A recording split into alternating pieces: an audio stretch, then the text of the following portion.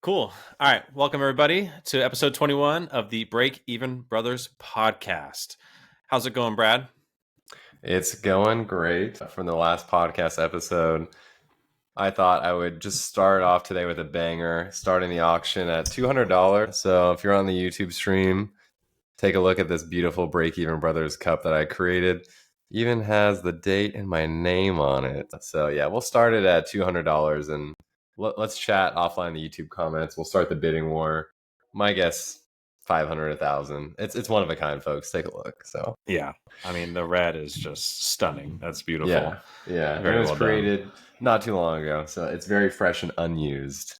Nice. But on a more serious note, I've been doing good. Been playing some Oblivion, so we've been chatting about this. But recently, one of our favorite kind of childhood games, Elder Scrolls Oblivion, had a remaster come out, and I played a lot of it. So that's been really fun. Nice. Yeah, I'm gonna look right now. I think I've played a little bit of it. I want to play more. I think I've played 3 hours so in total. That's nothing. I think I'm level 10, and yeah, it's a great game. I even listen to the soundtrack when I work because it's good vibes. Yeah, very cool. Yeah, in my front, it's been pretty busy with just regular work, but then also just trying to do a bunch of cool new stuff. So, been contributing a bunch to my private GitHub repo, just trying a couple of different things. I can't remember if we talked about it last time on the podcast, but I was able to get like a demo MCP server. Did I talk about this on the podcast, or did I talk about it to you privately? Okay. No, you did. All right. Then I won't go too much into it, but just refined that some more. And what I've been really working on a little bit this week was trying to really perfect the like prompting of like a user's query into like a agent action. So nice. Not the main topic that we were going to talk about today, but it's been kind of pulling my hair out a little bit, to be honest, because trying to use the LLM where it's good at, and then trying to use code for where it's not.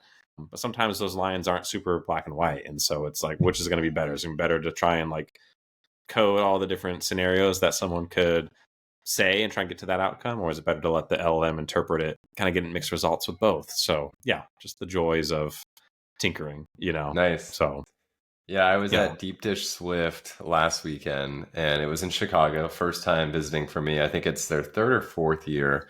So this is mostly an iOS Swift focused conference, and they had an indie day. They had two regular scheduled days, just normal conference talks. And one thing I noticed the whole time is people kind of hinted at AI, and each and every talk, maybe not every talk, but in most talks, it was, hey, this is like a new language feature in iOS, or this is a new Apple feature, and either AI can or can't do this. And I think the trend from what I've seen at that conference is people used to be kind of hesitant about using AI, especially with Apple products, due to documentation not being super accessible. The training data that these LLMs are used on isn't really that Apple focused. But I think people are really excited about using the tools and creating kind of Apple specific workflows to make using AI IDEs or other AI products and tools a lot easier and build some really cool Apple specific stuff. So I was excited because I feel like I've been obviously a proponent of pushing AI forward, getting people to adopt it. And I think at the conference, it's a perfect time to kind of have that take on a larger scale, where at this conference, there's lots of people from various companies representing, Uber, Zillow, saw some Zillow folks, various companies are on the board, and hearing people on stage talk about AI brings it front and center, and they're bringing it with the approach of, hey, you should use it now because it's good and it's only going to get better. And we've been beating that drum since day one. And so it was really, really cool to go out there, learn some new iOS stuff, meet a ton of cool people I've met on Twitter, and then get this feeling that AI is here and people are getting exposed to it in a better scenario, because I feel like lots of the times people want to use it, but just need like a push. And I think at the conference, people were saying, hey, you should try it, like repeatedly. And every talk was, I'm getting stuff done both as an indie developer and like working at big tech by using AI tools. This is where it's great, and this is how you should use it. So yeah, great time at Deep Dish. But I think the AI theme was extremely prevalent. And I imagine across all these coding conferences coming soon, it's going to be kind of the underlying theme of, okay, they showed me how to do this, but can AI do it? Or how well can AI do it? And that's kind of, interesting take now with AI being so front and center. Yeah, for sure. Well, and one thing, it's not the main thing that we're going to talk about in this podcast, but this is actually news to you because it's pretty fresh. But um, I started a newsletter that's for accountants to learn how to apply like technology, not just AI, but like technology to their workflows to help automate or to help kind of figure out when to use LLMs versus not. So it's called Augmentic Accounting. But basically, Ooh, it's that's a great name. Hands yeah, off. right. Because it's going to augment, your accounting abilities, right? So, but basically, the idea, and I think what's great about like things like deep dish, and I think engineering does this really well, and I think accounting has some room to catch up. Hence the newsletter. Is I feel like there's gonna be such a big sea of change with these tools that's coming. Like it's so fast. Like you and I have talked so much in this podcast about how quickly things are shipping from OpenAI, from Google. Like just everybody is just constantly putting more and more stuff out there. And then even outside of like the main foundational models, there's Stripe's doing a lot of really cool things. Zapier or Zapier, whatever the pronunciation is, they're doing lots of cool things with like MCP. And so there's just so much that's going on that it can be pretty overwhelming. But like accountants and people that are in the accounting industry, especially those that work at like enterprises, I think smaller, like when you have your own firm, I think there's a bit more, you're just used to learning and used to kind of getting into new tools and trying things out. But I think for folks that are working in an enterprise, working at a company, you kind of have to go out and seek out those opportunities to learn and to, get your hands dirty in a new tool or something. And so I think the idea with augmentic accounting was like, let's have a place that like accountants can like learn, what these tools are, like how to use them, kind of walk through like automating workflows and try to share as much knowledge as we can. It's not, obviously accountants, we deal with a lot of sensitive data. So like we have to always be careful, but like the idea being that like we can share like how we're doing something. I can't like give you the exact details, but I can share you how I automated, a prepaid asset amortization. I can kind of just walk you through the thought process. So, but engineering does a great job because you guys are always going to conferences, or always kind of sharing like this is what's going on in the space. And so, yeah, there's just, if you're proactive about getting those skills and equipping yourself with the skills that are going to be relevant for, the next year to 3 to 4 years, then you're going to be in such a league of your own compared to those that, didn't do that proactive outreach, or they kind of just, stayed in their role and didn't bump into the walls at all. That's where I think you're at more risk of like, losing some value in the workplace if you just keep those skills and don't ever grow them, to where the market is going. Yeah, I would say it's coming. If you can use it earlier than later, again, you'll be much more well equipped to have an easier onboarding curve than almost getting it when everyone else has already gotten it and you having to play catch up a little bit once it becomes a lot more mainstream. What I've seen is that I think initially AI tools, workflows, IDEs was very much kind of brought in from the employee's perspective and showcased to, leadership. Now it seems like all of these companies are adopting it kind of top down versus bottoms up. And with that approach, people are expecting, at least leaders are expecting, productivity gains across the board. But if it's the first time you've used a tool like ChatGPT or Gemini for Google Workspace, you're going to feel very much like, how do I even operate this? How do I become successful with it? And so you can ease that burden by trying it now. And again, yes, it's hard to find the time, but hopefully there's like AI programs at your company, or if not, after work, just trying to chat and interact with these things, I think is probably your best bet to get some experience. For the newsletter, I wanted to ask, what platform are you using to kind of operate that? I know there's a whole category of products in that space. Yeah, I'll tell you, I tried Substack, but I think I had, this is embarrassing for being like a tech podcast to have this kind of issue, but I had two Substack accounts and they were like conflicting with each other. It's a long story. I won't get into it, but I just said F it and I just went to ConvertKit, or I think it's just called kit.com now. So landing page, that has a email intake, does all the back end of like confirm your email and then sends you to a thank you page. So yeah, pretty straightforward. Depending on when this gets released, there will have already been an announcement on my part about it. It hasn't been announced yet, but yeah, super excited about it. And I think, there's so much going back to what you're saying about like getting in front of these tools now and like just getting through that earlier is always better. I remember there's just so much frustration as like a non-technical person, like just hooking up, the chat or OpenAI like API, like just getting the API key and like all that stuff that like, honestly engineers kind of just are used to. it can be super annoying, frankly, for non-technical people to get like error messages when they're just trying to generate a little poem, and stuff like that. So my thought was that like I could help just kind of facilitate as people want to learn. Like I've been exactly in those shoes. Like I don't have a computer science background. I don't have an AI background, but I do have some knowledge that probably is relevant to them trying to kind of get going in their journey. I mean, I've been in their shoes if they're brand new to learning this.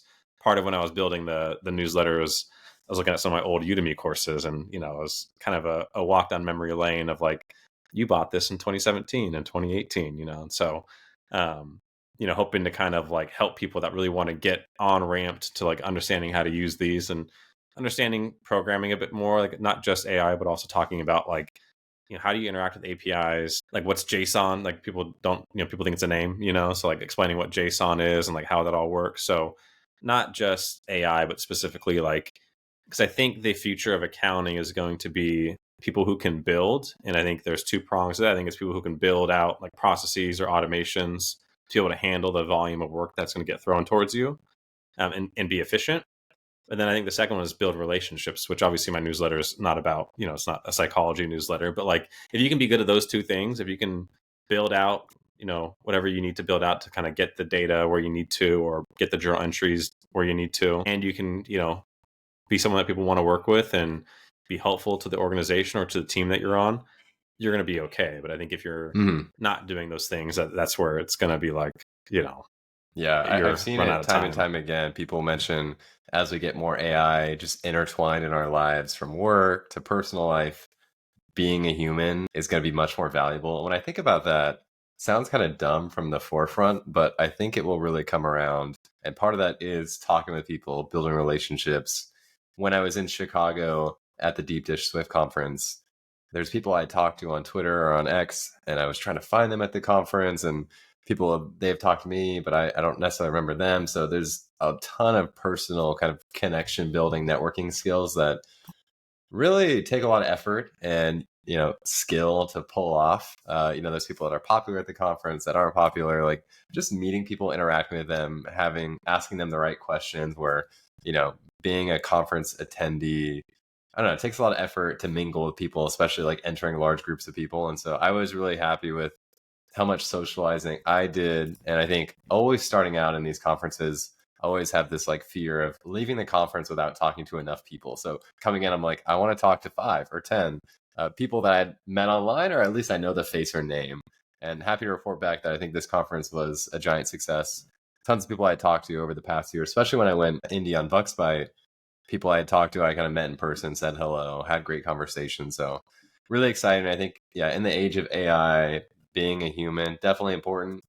Understanding and building relationships with coworkers, peers, companies, everybody within your organization, extremely important, I think, to get things done. Yes, we'll have more AI, but we're not going to remove people completely.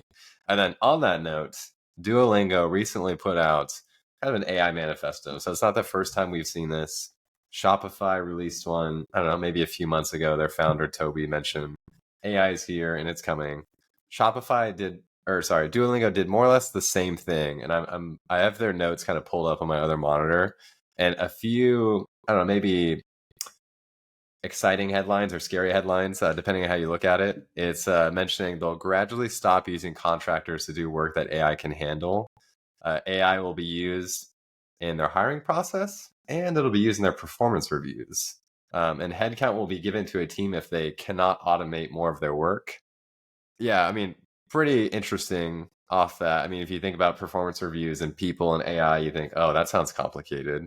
The other bits of AI and hiring, also a very complicated space. AI for contracting work, well, not that complicated. To me, that sounds pretty straightforward. But either way, I think when people read these, there's a visceral reaction of, I hate it or I love it. And yes, that might attract more people. And yes, it might have current folks running for the hills. So what do you think about it? Yeah, I mean, that's a huge part of that post, and then the one from Shopify were kind of huge parts of like why I wanted to do the Augmentic accounting newsletter, because I think the right people should look at that as an opportunity to like, okay, this is coming. If I get these skills, then I'll be ready to kind of take this challenge on. And the challenge of, companies expecting you to produce more value with these resources. I mean, they really do. Duolingo's proof of it, and Shopify's proof of it. And like, I'll just say in my own experience, like companies are constantly plugging of like, how do we get this going? Like, how can we get some benefit out of this? And they're going to find it. Like, they will find use cases, and that'll become more and more of the expectation. So if you're in the camp where you go, oh, I hate this, this is scary, this is job security threatening, like, I would say, like, pause and figure out how you can tap into that and get the skill set you need to still be valuable. It can be an uncomfortable conversation to have sometimes with yourself, but it's one that you should have, certainly, because that's just the way things go. That's just how business is done. Like, you need to make sure that you're always adding value. And so being proactive about your skill set, looking around the corner, a year, 3 years down the road, making sure that your skills are valuable. Beyond, once it hits AGI, I can't tell you what will happen. No one can, right? But like, for now, it doesn't know how to do accounting at all. So like, we're good, but it needs to help us. It needs to help do what we make us better, make us more efficient. I like the way you frame it. If you are scared, I think that is an opportunity to look into it. And I think the way you look into it is how can you use the tools to make yourself more productive and then drive more value for your company or whatever you're working on. And I think looking at the comments of that LinkedIn post that Duolingo had, the top comment, farewell 500-day streak on Duolingo. I'm going to go use other learning tools by an unnamed LinkedIn member. And tons of reactions on that one. And then the one right below that, fantastic update. So as you can tell, the reactions are very mixed. Half the people are saying boo, half the people are saying this is great. At the end of the day, I think most of it makes sense from where I'm standing. However, there are a little bit of controversial takes in terms of hiring and performance reviews. Anyone can clearly see that going astray. I assume they're going to test things and figure it out, but quite interesting nonetheless. And off that, how has your streak been going? I'm just going to put it out there. I am on day 15, I think, of Mandarin. I switched from Spanish. Nice. I was just getting bored of Spanish, to be honest. So I did Mandarin, and it's actually been pretty nice, pretty hard, but it is hard. Yeah, it's been good. Yeah. I'm sad to report that my streak has passed. I think I stopped doing it maybe like a month ago, and I was like, oh, I need to get back to it. And at the Deep Dish conference, they had the duo kind of like bird thing at the conference, and it was really cool. But yeah, this is kind of my self-reminder to get back to it. But yeah. Cool. Well, before we get into our main topic, because we want to talk today about Notebook LM and kind of just share some ideas around that, share what it is and how it all works. There's been two, I guess, particular news happening since we last caught up that they're going to be good to kind of trial or talk about here. I think the first one is, and I don't know that much about it other than the headline. I haven't really dug into it yet, but curious if you have more. If not, we can sail past it. But the sale of Windsurf to OpenAI for like $3 billion. I know that was talked about for a little bit, and I think it's official now, right? I don't know if it's actually official. Okay. I think, I think it's still rumored. However, I have seen tweets between the Windsurf CEO and Sam Altman, CEO of OpenAI. I don't know where that lands. I know there was a giant kerfuffle of should they buy Cursor, should they buy Windsurf? Did they put in an offer for Cursor a long time ago? Why not Cursor over Windsurf? This whole kind of trying to understand where OpenAI is thinking in terms of spending their valuable dollars.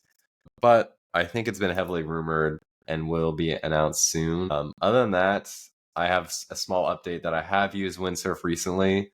It's great. I find it very hard to compare to Cursor. I know people go back and forth between. I picked up Windsurf and never looked back. I have not had that experience, and I'm not sure why that's the case. Either these people don't understand AI at large and they're prompting differently with these tools. I feel like I approach it where I prompt it pretty much regularly between the two tools. And just to be clear, I'm not opening up a window in each and asking the exact same thing.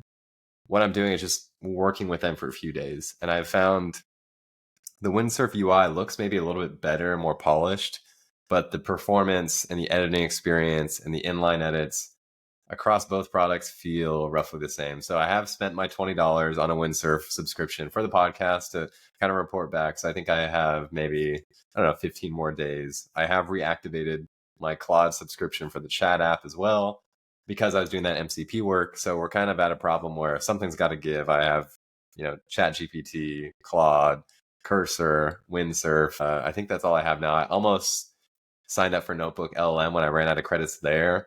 So we need to slow down just a little bit. But I think Windsurf is great. Hopefully it gets acquired and that falls through. And then I can see OpenAI just kind of shielding maybe their models and putting extra sauce in Windsurf, which would be really cool. Yeah, it's cool. Yeah, I thought for some reason I thought it was final, but I guess not. But maybe soon to be. Yeah, hopefully. I would just say, well, I don't know why you haven't used Cursor as MCP and just ditched Claude Desktop completely. I've heard about it. People have mentioned it. Like, I do. Yeah, that's what I use. Cursor for taxes and other MCP things, and yeah, I don't know. I just never felt right to me. Like, are you opening up the Cursor UI and just have no text editor there? You're just using the full chat pane. Like, can you pull that chat pane out and have like a first class? I drag it over so it's like larger. Okay. So like I use it.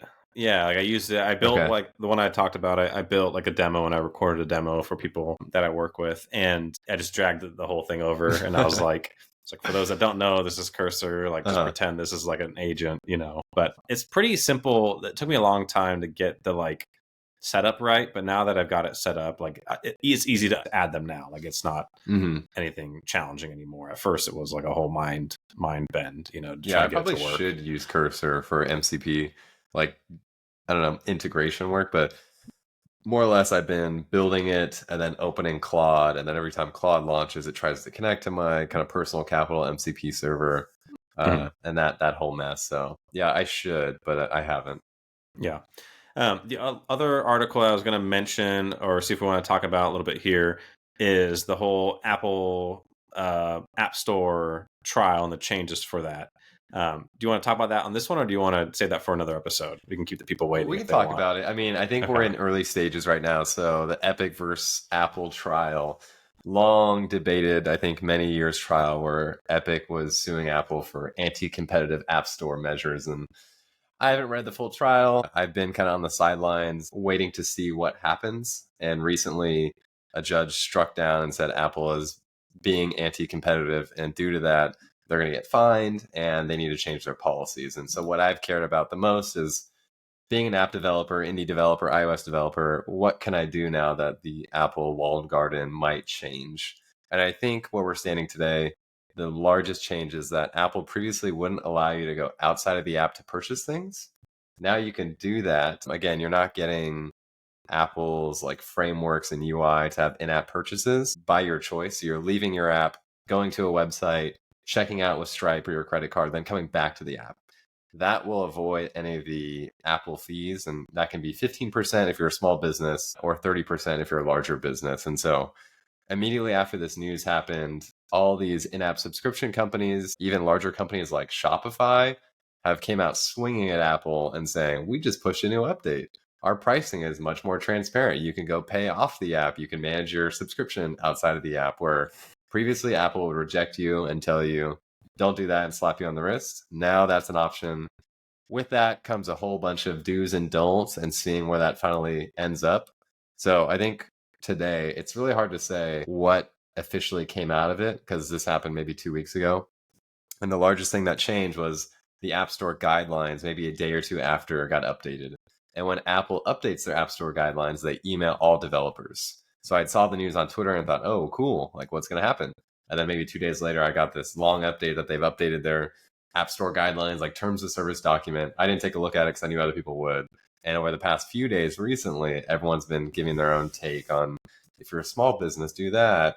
But we still might want to use Apple's in-app purchases because people are confident about it. So it's kind of this hodgepodge of information that there's opportunity. How that opportunity will end up in terms of saving money, getting more dollars into your hands as a developer, but being safe and smart within Apple's ecosystem, still yet to be determined. But we'll probably have an update, in a month or so. Cool. Good stuff. Alrighty, so switching gears to the big kahuna that we want to chat about today, Notebook LM. So we've already kind of previewed it a little bit. I'll just kind of kick it off and kind of share how, frankly, I think I talked about a little bit on the last episode. We kind of previewed this episode, that I stumbled on it on LinkedIn. Someone had used it to cite or do the podcast of a court case to make it more interesting. And so took that and saw that the company I work for has, we're Google Workspace, so we have Notebook LM Plus. And so just did that with a financial kind of close document that we had that kind of talks about the financial results of the period that we were closing, and had a ton of fun with that because basically it's really simple to add a source. You can do Google Slides, Google Doc, I think PDFs, copied text, and website URLs, and YouTube videos, I think is the main buckets there. Missing Google Sheets, notably, but we'll get more on that later. But basically, you can give it the slides as like a source, and then it can generate a summary for you, an audio, which has been by far my favorite feature. But there's lots of other features that it can do, like you can chat with the source, you can do like what's called a mind map. So have you been able to use it too and kind of played around with those features and found one that you like the most? Yeah, I had a similar experience. I don't know where I found it, but I think Spotify had integrated with it for their year-end Wrapped. And so maybe I think it was like this. And they gave you a podcast using Notebook LM discussing your listening habits for that year. And that's when I first heard it and thought, oh, this is really cool. And then I think after that, I was asking some questions about how to market Split My Expenses. And the workflow I had done was I went to ChatGPT. I used their deep research toggle, which would kind of print out 10,000 words on a topic after doing web research. Then I would take that content and plug it into Notebook LM because I don't want to spend time reading 10,000 words. I don't even know how fast I read, but that just sounds like a lot. And when I scroll the page, I'm like, oh, I'm not into it. So I want to make that more digestible and fun. I think the word that I picked up on is fun. Like I had a ton of fun listening to the outputs of Notebook LM. So yeah, like Ben mentioned, you can pass in sources, whether that's files, text, etc. Once you have that step done, you can ask it to generate, this audio podcast. I've never done the mind map or chat. I've literally only put in input as text, asked it to generate the podcast and listen to that. And so I think the first one I did was Split My Expenses marketing from the output of a deep research query. And I thought, oh, this is awesome. I think it was 15 minutes back and forth between a male and female speaker, making things a lot more fun. Like I was driving up to San Francisco and I put it on as a podcast and I loved it. Maybe I would have never have looked at the deep research response because sometimes you bookmark things for later, you do all this or that, but it just felt a lot more approachable and fun. And then I didn't use it for a while. Then I picked it up recently going out to Chicago for Deep Dish. I had made 3 queries to deep research because I knew it worked and then pre-prepped all those recordings on Notebook LM. And I downloaded the podcast it generated for each of those 3 queries. And then on the plane, listened to each of those. I think it was between 12 minutes to like 20 minutes, roughly. Mm-hmm. And I loved it. It was a lot of fun. I was completely plugged in. It's content that I wanted an answer to, but I felt like it was not super approachable. Like it was very technical jargon. And I thought the speaker approach of a podcast felt so fun and exciting. And maybe you don't retain as much, but it makes it easier to kind of start that conversation or exploration into that area. But that's kind of been my experience. Yeah, no, for sure. I think one of the benefits to it is, I use it the exact same as you, where I just took that audio file and like downloaded it and then like walked my dog and listened to it. And it lets you digest information without having to like sit there and read it. Like I've tried to read things while walking my dog and it's horrible because she's a good walker, but it's not the same. Like it's just easier to listen as you're walking. Yeah, I had a couple different use cases beyond just that kind of financial close deck. So that was one where it generated the audio and it was again fun and engaging, and it has 2 speakers that kind of go back and forth, and it's kind of funny because sometimes they'll kind of throw in like little jokes or like like statements, like they kind of like roasted, something that I had put in there once. And I was like, oh, interesting. So you don't really have a lot of control over like how it's set up. Like you can't say, give me one speaker, you can't say, make both the speakers female or both of them male. Like you kind of have to live with what you get on that, but it still does a really good job. So I did the financial close. And then the other one I did was like some Python code. Like I had a script that like did a bunch of steps. It was kind of actually, we talked about laying graph last episode, I think. So I put that into as a source in one of my notebooks, and that's when I did the mind map thing. And it kind of told you like each function was like a node, and then you'd click on that, and it would kind of like expand and show you more details of that node. So that was really cool. And then I think the other things it can do is it could generate like templated kind of FAQs based on the document that you give it. So I think I had given it like a like some kind of like legal contract, I think, and generated like an FAQ. And like, I think another one was a briefing doc. And so it just basically spits out like a formatted, version of like a FAQ or a briefing doc that's like already pre-built, and it kind of like you could distribute that if you wanted to, instead of having to make one via Google Doc or whatever. So super cool. And again, a couple of different use cases for it. What's really interesting about it? No. Wow. Okay. Maybe it was because I did it all in one day. I think the limit was 3, and I almost paid for it. I was like ready because I think the AI tools that I pay for, it's either I buy it up front just to give it a go, or I'm using it, then I run into the limit. And I thought, and this is the time I had already paid for Claude and Windsurf. So I thought, oh, do I want to pay? If I hadn't paid for those, I would have been quick to open my wallet and pay for it.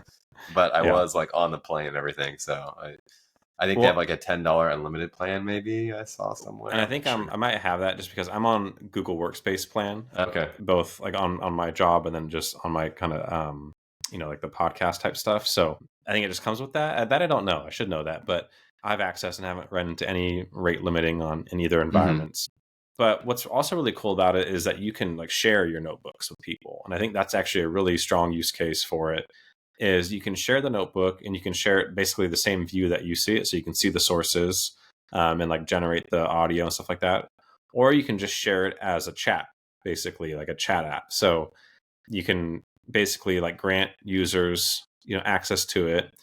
And if you give them like chat only access, when they click on the notebook, they'll just open up. It'll look like a chat GPT or a Gemini window. And they can just chat with the sources, but they can't see the sources, or they can't generate the AI generated audio, and they can't generate the FAQ docs, stuff like that.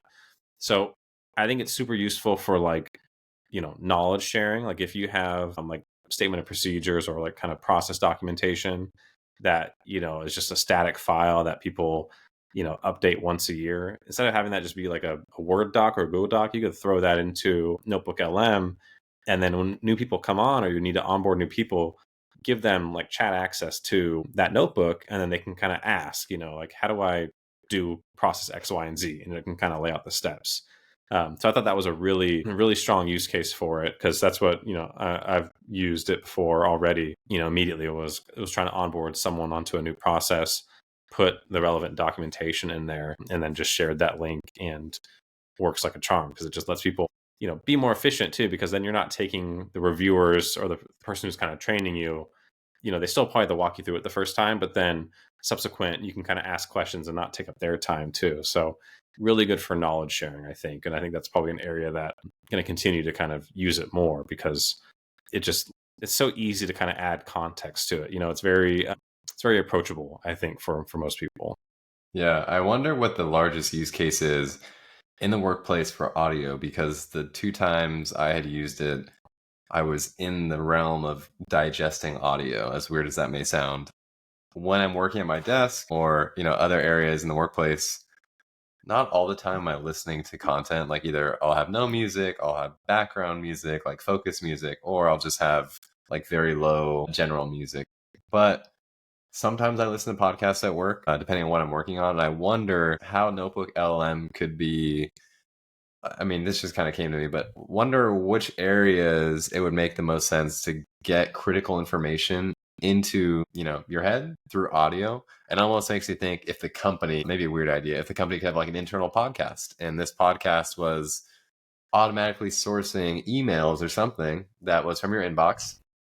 And then every week you get like, I don't know, a 10-minute, 15-minute podcast talking about important things. And maybe on your commute into work, either you drive, you train, you walk, you bike, something. And if you work from home, you could do that while you make your coffee in the morning, whatever.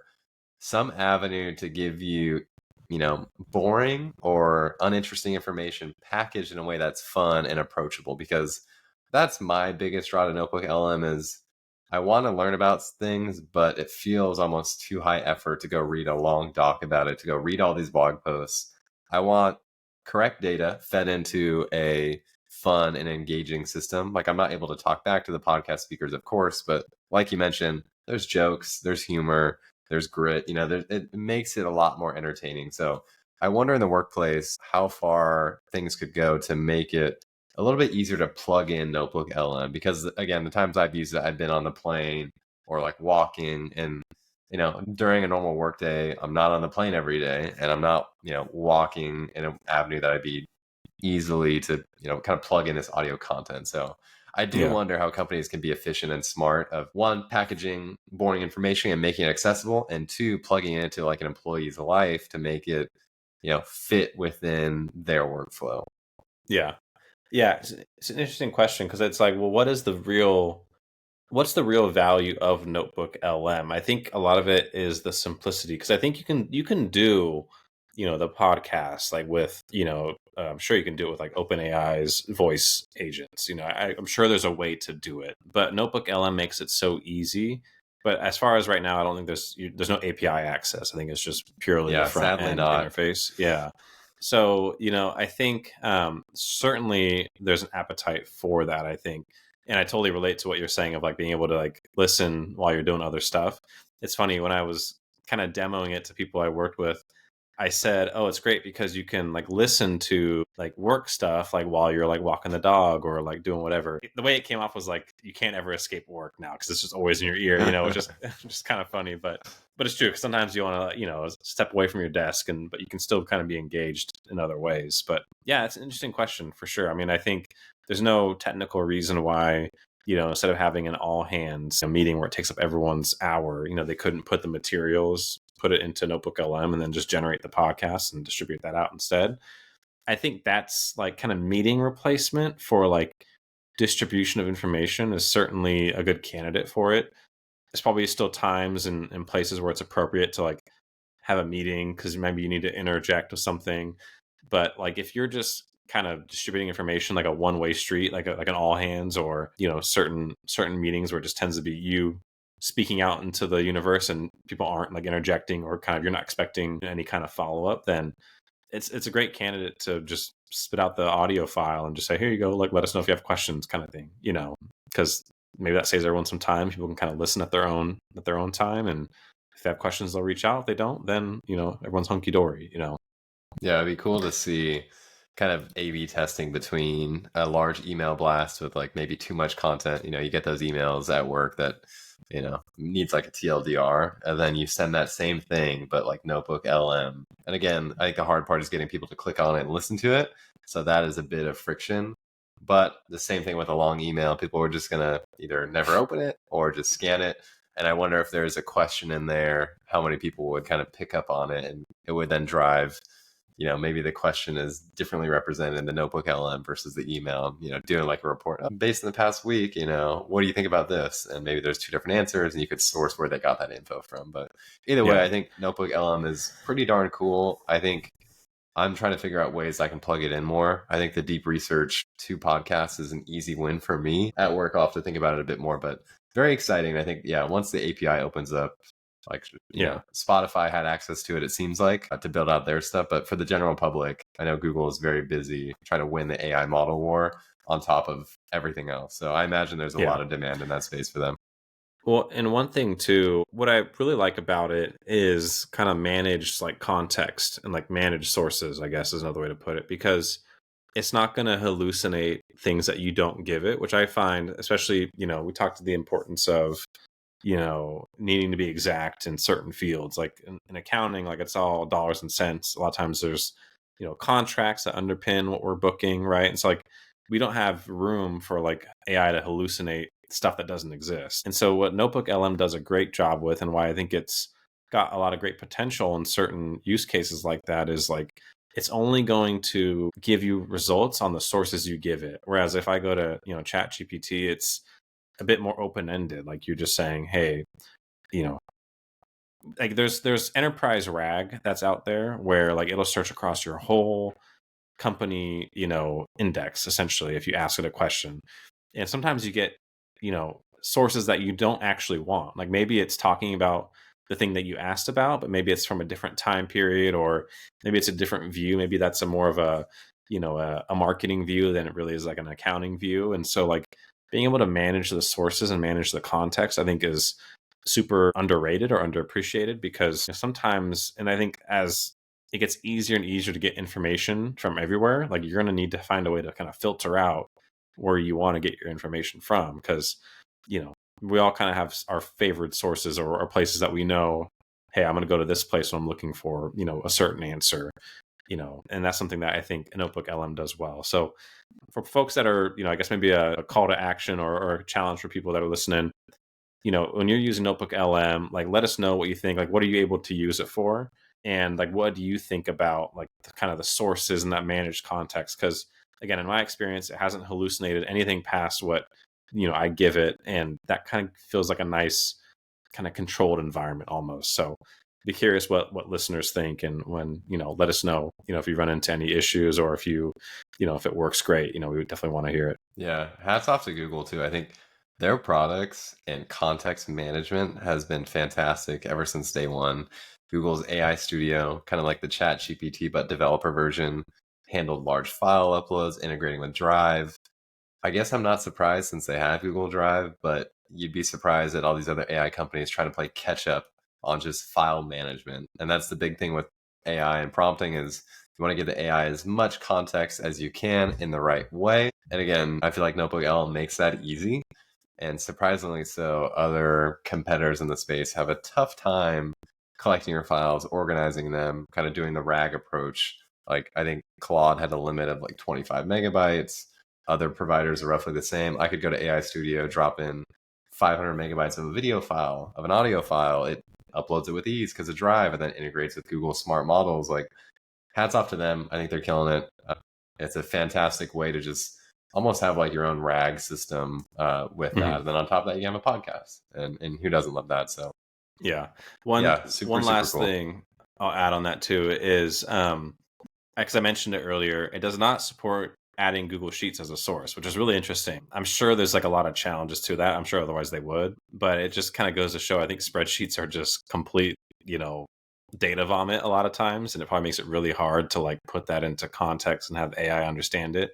But I do know that Google Sheets has recently released like an AI formula in Google Sheets. I haven't used it personally, so I know it's out there and haven't demoed it at all. But I think you basically type like equals AI, and then in parentheses, you kind of give it a prompt. So like, can you look at this data and tell me what the top 5 customers were? And so I'm going to go back and look into that because it was a relatively new release. And I think from what I've heard, people are, finding some success with it. But yeah, no integration with Notebook LM on that just yet. The one other alternative, if you're not into Google Sheets and you're more of an Excel diehard, is Pandas, the very famous kind of, data frame Python library that is used by a lot of kind of accounting and finance folks that are, getting into programming like myself. There's a new library. I don't know if it's actually affiliated with the people that made Pandas, but I think it's called Pandas AI. And it basically lets you take in a data frame and then, supposedly AI is going to like understand and contextualize the data frame. Again, haven't used it. I've seen it out there, but something to kind of, keep in mind too, that there's spreadsheets, I think, are a challenge for the AI to understand. And even just like uploading my own like CSV files in like ChatGPT sometimes doesn't get it 100% right. But there is progress. Google Sheets has the AI formula, Pandas AI, if you're, down to kind of battle that one. And I'm sure eventually we will get to a place where you can add Google Sheets to Notebook LM and so on. Yeah, I'm sure they're listening. And yeah, again, fighting the big fight. I think Google I/O is in 2 weeks. Speaking of Google, they released Gemini 2.5 Pro beta, I think is what they call it. Again, this is just like an upgrade on their already outstanding model. I think it has better coding and in specific front end coding. So if you ask it to one-shot something, which means you ask it to do one thing, it'll do all the code for it and have good UI design, which, as many of you may know, building apps is very tied to design. People can hate it or love it based on the way it looks. And if AI can make that better, that's amazing. So shout out to Google for pushing forward on that. And then one other small topic I wanted to bring up. I know we're probably going to wrap up soon, but OpenAI had a bit of a weird situation these past 2 weeks. So if you aren't familiar, GPT-4o had a bit of a personality update, which was coined by Sam and the OpenAI team. After this personality update, the assistant, or ChatGPT, generally became very, let me find the word, sycophantic. And I got to ask Google to define this word.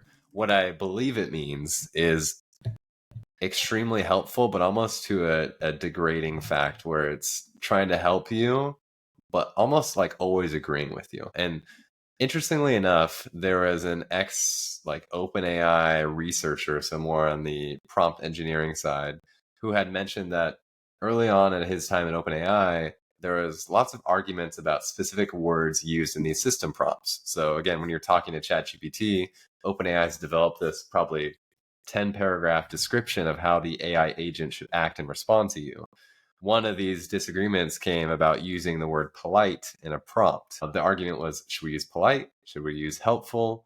How does that impact how the model behaves? Because a lot of these models are trained on this kind of reward scenario where we're looking for a specific output. The closer it gets to that output, the better. And I don't know if this is actually the case. I think this was an example of what can happen, but it kind of summarizes that OpenAI had more or less a system prompt update. Maybe they changed the word from polite to helpful.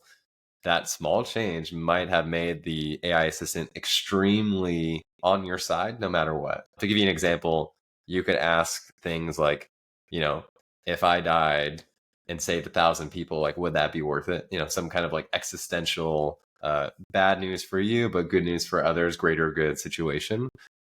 The chat model with this update would say, oh no, like, you should stay alive, etc. Like kind of like lean in your direction no matter what, excluding all outside factors. Then Sam and OpenAI kind of went online and said, hey, the model sucks right now. I'm sorry. Like, we're going to roll this back. And they post a whole postmortem on what happened with more details. I won't go into it, but I think at the end of the day, it shows that these companies are shipping faster, where they continuously, Google is fighting with Claude, is fighting with OpenAI. People are shipping fast without checking things as much. Two, small changes can really add up. Like in this AI world, yes, people are experts, but it is a black box to some degree. And, these changes, while might be small and insignificant, can really add up to that, chat behavior and personality. So very interesting. I'll link it in the show notes, but it was OpenAI trying to make something more helpful, but ultimately ending up to be something that was not helpful in the way that they had not expected, and rolling that back and learning about it. So pretty interesting. I didn't really chat with it much during this period, but I saw screenshots of kind of ridiculous examples of it siding with you no matter what. And I think as I've used better models, I've realized that better ones actually challenge you and make it better, not just say, yeah, that's a great idea, no matter what. Yeah. Yeah. The classic yes man. You don't always want a yes man, that's for sure. Cool. Okay, so let's wrap it up here with bookmarks. I had a quick one actually, and Brad, this is actually news. OpenAI is buying Windsurf. I guess I had bookmarked it this morning at 5:30 a.m. So from Bloomberg, OpenAI reaches agreement to buy Windsurf for $3 billion. So my bookmark was actually, and I had sent this to you, I think right before we got on here today, but it was from Hacker News. For people that aren't familiar, it's like a forum like Reddit that basically talks about indie hacking and building businesses. And it's a post. I'll share the tweet. It's a tweet by Sam Hogan, but it's a screenshot of Codium, who makes Windsurf, the company that makes Windsurf, kind of saying, hey, we released Windsurf. It's a generative AI IDE. Check it out. Let us know what you think. And then included in the screenshot is a response from someone that basically is just like dumping on it, saying, what's the difference with this and Copilot? It did worse when I did my testing on it. Kind of just like, being a little bit challenging to them. And maybe they were good questions at that time, but I just think it's a great thing to show, like, just sometimes just move forward, have some conviction in what you're doing. Clearly it didn't stop them at Windsurf, so kudos to them. There's always going to be people out there that are doubting you or naysaying you. So just move with conviction. If you believe in something, go for it, and don't let people on the internet sway you. So it might turn into a $3 billion payday for you one day. You never know. Yeah, I really wonder how many people they have. I know they're definitely small, and we've talked about the $1 billion AI acquisition with one person. So building a business using AI tools and being 1 billion. I don't know how many they are, but I know it's small, and that's super exciting. So congratulations to them. Cool. Mine, I'll also go through it quickly, is will software engineering jobs be the first to be displaced by AI? And this has been a long running thread as AI tools, AI IDEs, everything is kind of geared around coding because it's an environment in which LLMs do well. It's text in, text out, there's compilation, there's error checks. It's a pretty good kind of playground for AI. And I linked an article that talks about various scenarios that AI will affect software engineers. And the one that I found interesting was kind of this discrepancy between given better tools, will we see less engineers, or given better tools, will we see a lot more software being created and therefore a higher demand? I can't remember the exact paradox or name for this kind of phenomenon, but it exists. And my 2 cents is sometimes I get like pretty impressed by the models. I'm like, damn, like this will make me work a lot better. But then other times I think like new grads coming into software engineering, a little bit harder market. People are expecting you to be good at AI tooling and have the background. So honestly, I don't know how to place it. If I were to bet right now, I'd probably bet on the side of better AI tooling, a lot more software being created, still having demand. But there are a lot of doomsayers saying that software engineering will be a lost art in the next few years. And if we've seen anything recently, a lot of the CEOs, Meta, Claude, are saying, 80% of code written by companies is now AI, and that's only going to continue. But I remain hopeful. I like doing what I do. And I think piecing systems together, AI has not done a great job at that just yet. So we're safe. But an interesting article nonetheless, kind of walking down all these paths of given AI increasing in kind of output and complexity and handling larger tasks, what will that mean for software engineers? So if you're a software engineer listening, take a look at the article. Pretty interesting. And yeah, let me know what you think, where you land on kind of that spectrum of less jobs, more jobs, or maybe somewhere in between.